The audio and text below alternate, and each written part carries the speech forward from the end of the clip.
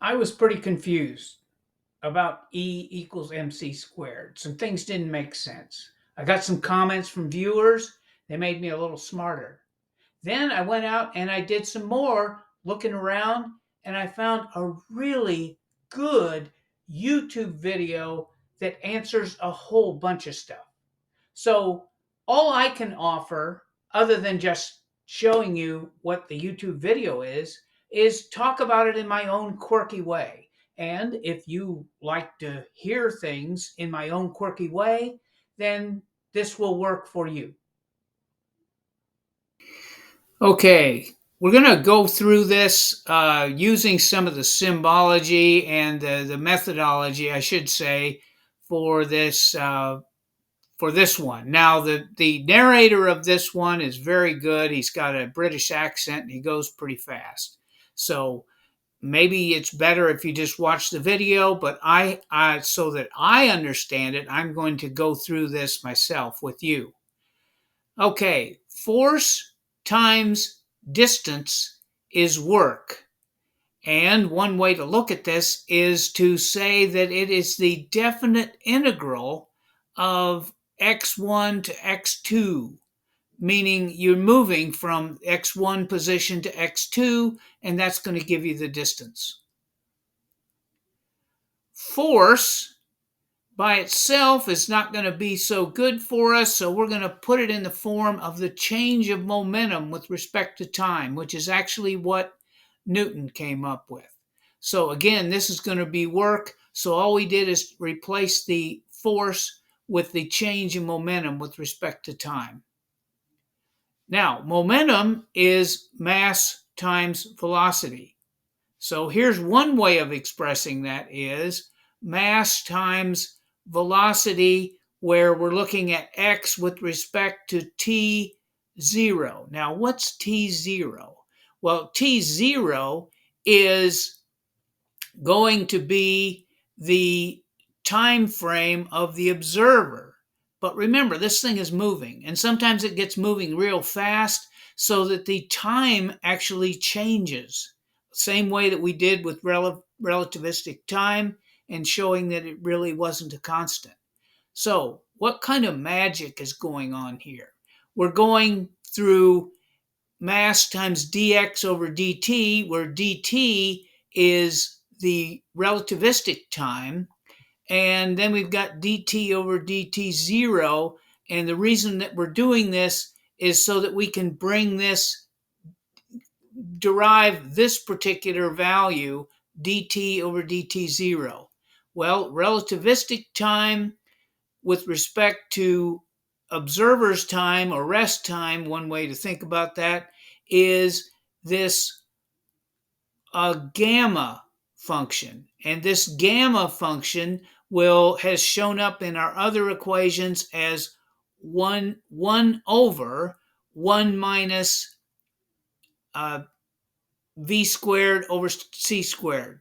1 minus v squared over c squared. And that's where this gamma thing comes from. And so we take that gamma value and plug it in there, and we've got our gamma mv. Now, hopefully that made some sense. Oh my gosh, look at this. Okay, I mentioned gamma before. Here's that gamma, which should look familiar to you from other things. So it's pretty easy for you to get in touch with this as relativistic mass. In other words, if this is just 1 down here, the velocity is really, really small, then it's pretty much just the old classic m times v. So it kind of puts the relativity crap in there. Okay, now let's look at this one. dp over dt is the same as taking the derivative of all of this mess right here. So bear with me. The guy actually knows what he's talking about, and he says it in a lot more elegant fashion than I do. But I'm doing this for myself, and maybe you like it too. But anyway, let's go on here. Here's the mass, which is coming out of here. And then we just have dt times the v and this value here. So why did we do that? Well, M must be the rest mass. Otherwise, we wouldn't be able to pull it out of there like that. So here's the rest mass, and here's that relativistic value here that makes all that work.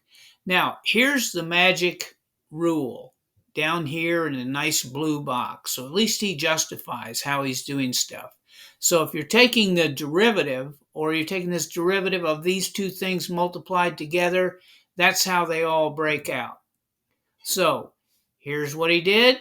He broke them out, just like this little symbol shows. Now, this is getting awfully mathematical, but it really justifies some of the other stuff that helped me reason this stuff out and maybe make it seem real to me. Anyway, here we go. Here's the derivative of this thing times this value b. So really they're doing it in opposite direction here. And then over here, it's m, see v is brought out, and we're taking the derivative with respect to time of this square root thing. Now, if we do this, we pull down here, and this should be the result of all of this. The derivative of 1 minus v squared over c squared, which is this thing over here, equals, you got to bring the 1/2 out front. Boy, this, I can imagine that some of you are just losing it with me on this one and saying, what is going on? But anyway, when you take the derivative, the calculus rule says you take the exponent and then you subtract 1. So here's the exponent, minus 1/2. And there's the minus 3 over 2. And then down here, we're taking the derivative with respect to t of, what's the other thing here?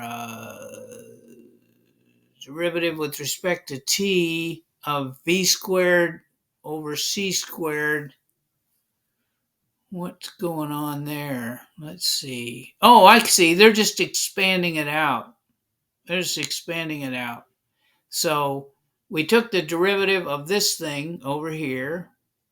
Where's the mv show up? I guess we're just solving for this one thing right here. -1 times derivative with respect to t of v squared minus c squared. Where's the v squared minus c squared? Oh, we got to take the derivative of the innards there too. See, I took used the calculus rule, but then we have to multiply this innard thing by the derivative with respect to t, and this 1 disappears because that the derivative of a constant is 0. Oh boy, I bet you're really having fun with this now. But anyway, the derivative of a constant is 0, so that falls out. So we have this derivative of v squared over c squared. And if we do that correctly, that becomes, it should become the c squared is a constant. So we should bring the 2 out front, the 2, and that makes the v go to 1 dv. And then what happened to all this other stuff? Well, this came along for the ride, but we took the 2 times this minus 1/2, but this was already a minus, so it all simplified into this thing. So all this blue stuff is what happens over here. And dv over dt, I guess we really don't need to change it. Keep in mind that this whole page is to come up with an expression for dp over dt, and it's going to take us a couple screens to get there.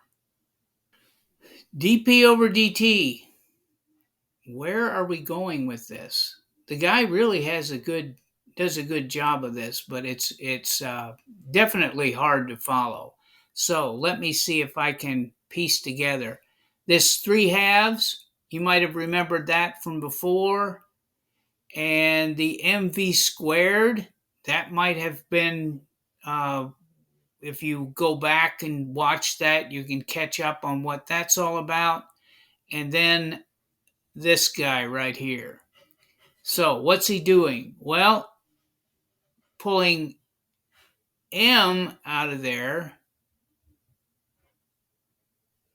pulling m dv over dt out of there, so m dvt. So where does the v squared go? Well, both of these are in the denominator because they've got minus symbols, so those go down there. And I pulled an m from this one, so that left v squared over c squared. And then when we come over here, we see that these two things cancel out. How do those two things get there? Where'd the other v squared over c squared come from? Okay, common denominator, because we're subtracting these two fractions. This is 1 over the square root. This is v squared over c squared to the 3/2. Going to take some more study. Continuing on, I did some study and I think I've got everything straightened out. But the one thing I did find a mistake here, if we pull out m dv over dt, that's going to leave 1 over v squared c squared to the 1/2, which is the square root. And then it should be a plus sign here. It should be a plus sign. And that's what was messing me up. You notice you pull the m dv over dt, there's going to be a plus sign here. I just want to emphasize that. Now, if we want to combine two fractions, we have to have a common denominator. So how do we take this 3/2 and turn that into a 3/2 over here? Well, we multiply top and bottom by 1 minus v squared over c squared. Then that becomes a 3/2. Then we got a 1 minus v squared over c squared up here. And then there's a plus sign. And they're all over 3/2. So that's our common denominator. Now it's starting to make sense. Minus v squared c squared plus v squared c squared, that all goes to 0. So we've got a simple 1. Remember, all we were trying to do is find the derivative of momentum with respect to time. That was way back there, way back there. So how does this all come out? Well, m dv over dt, here's 1 over 1 minus v squared over c squared 3/2. That equals, what's this symbol? Well, that symbol is gamma, and that represents the square root of 1 minus v squared over c squared, so we can call that cubed, and then that's the mass times dv over dt. So this thing right here is what we were going for. Now let's see if that shows up on the next screen. Okay, can you see or can you remember that this is dp over dt? We had m times gamma, which was this thing, gamma cubed, and then dv over dt, and then what's the dx here for? Well, this is force times distance. All this mess here was what we were doing on the last two screens, was trying to get that thing figured out. So how does this all play out here? Well, let's see. We take the dx and put that over dt, and then the dv comes out front, and then we have mv. Are you following me? Are you following all this? Then So nothing changed other than the MV and the DV out there because the DX became the MV. So now we're going to make a big jump here. How do we get from this to this? Okay, let's see if we can get method to my madness here. Here's the here's what we had coming out of that last page. The last page where everything is nice and clean. Now we're going to have to go to my scratchings here on the pad. So this is MV times, and what I'm going to do is take this out of the denominator but put a minus exponent on it.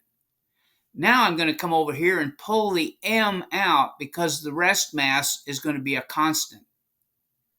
Then I've got this thing to the minus 3/2, and instead of putting v in front of it, I've got v over here on the second side. I just kind of moved the factors around. That's perfectly allowed. Now I'm going to come down here, once again write the m, then the symbol, and this time I'm going to take away the integration symbol. I'm going to, and also I guess I should put the 0 and the v here because it's a definite integral. Let's get that v looking a little bit better. Okay, now when we take the integral, we want to do the reverse of a derivative. Rather than subtracting 1 from the exponent, we add 1 to the exponent. So what's that going to look like? Well, that's going to look like 1 minus v squared over c squared.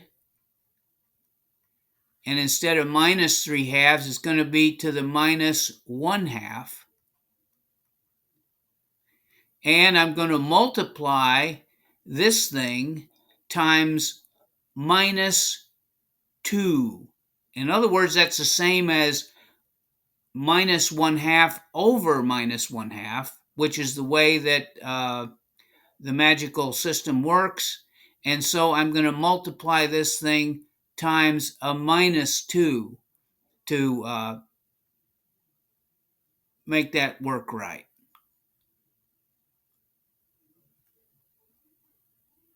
Anyway, if you hate integration, you might want to skip over this and go on to skip through the video here. And anyway, well, I keep diverging, but this is the way I think, and this is the way I kind of have to do it. Now, we have to worry about the integral of the innards. The innards, well, if I took the derivative of this would be minus 2v over c squared.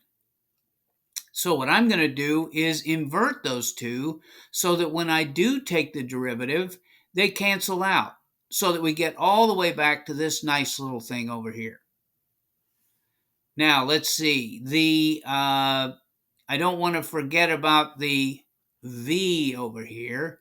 So I'm going to put this v right there because we can't forget about it. That's still part of the formula. And I'm going to put c squared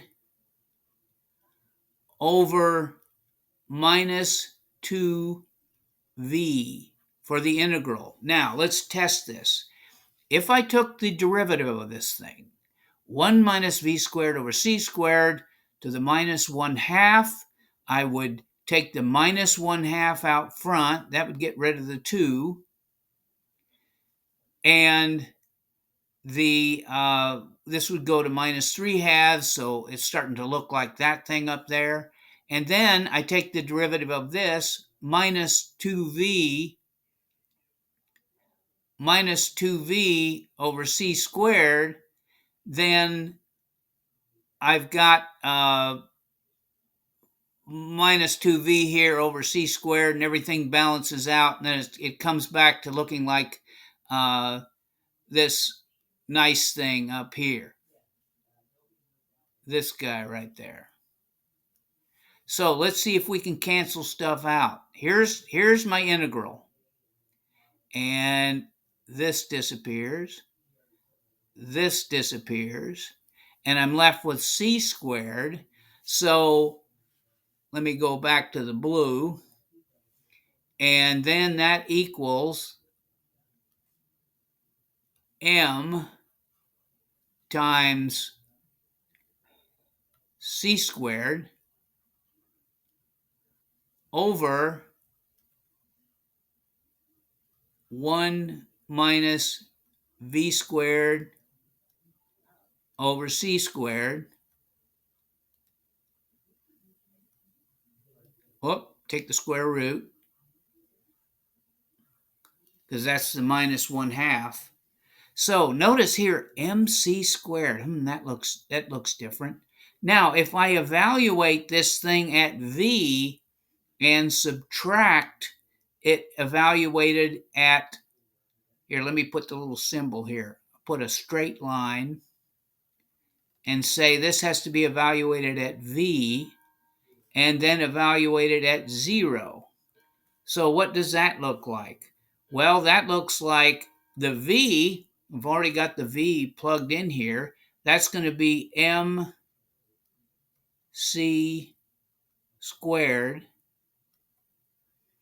over square root of 1 minus v squared over c squared minus, and what happens if I evaluate this thing at 0? Well, 0 goes in here.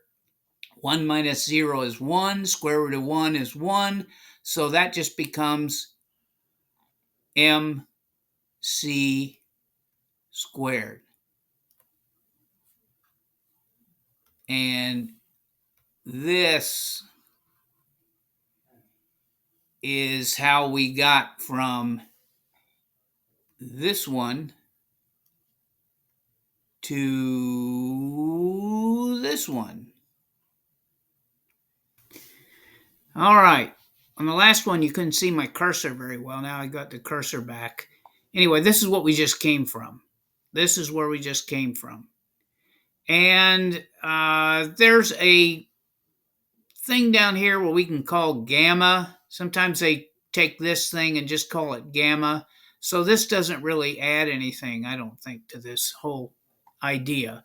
Here's the big deal, though. Energy equals this whole thing, and that equals kinetic energy plus mc squared. So kinetic energy was this thing that we came up with on the last one. Here's kinetic energy. But what if we take kinetic energy and bring the minus mc squared over here? So we have this. This is really Einstein's equation. This is really the one that we should be emphasizing and making sense of that. So the kinetic energy plus mc squared equals all of this stuff. To close off here, enough of looking at somebody else's video.